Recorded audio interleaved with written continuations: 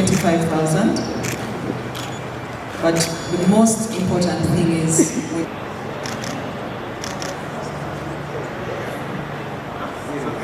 no, not.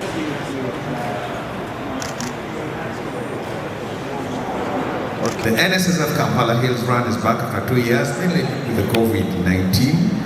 It will take place on 2nd July 2023, starting or beginning at the Kololo Independence Grounds.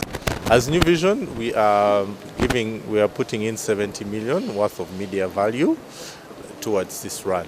And we believe this will go a long way in promoting, one, good health, because health is something that's very vital for this society. Two, and also the cause, education.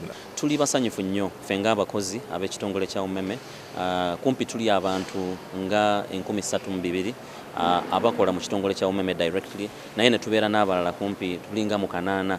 Naye bwe tulabye omukisa guno tugulabye nga kino kinene nnyo okwongera naffe okulaba nti tutwala ebintu bye tukkiririzaamu mu maaso. Tukkiririza nnyo mu sustainability nti ebintu by'okola olwaleero nga n'enkya mujja kusigala nga mutambula. So tulaba nga okujja ne tufuna akasente tuddaabiriza amasomero abaana baffe gye bagenda mulamwa mulungi nnyo era mutuufu nnyo, n'olwekyo tuvuddeyo okutandika naffe okukolera awamu ne NSSF. And that brings us to the end of this beautiful launch. Many thanks to you all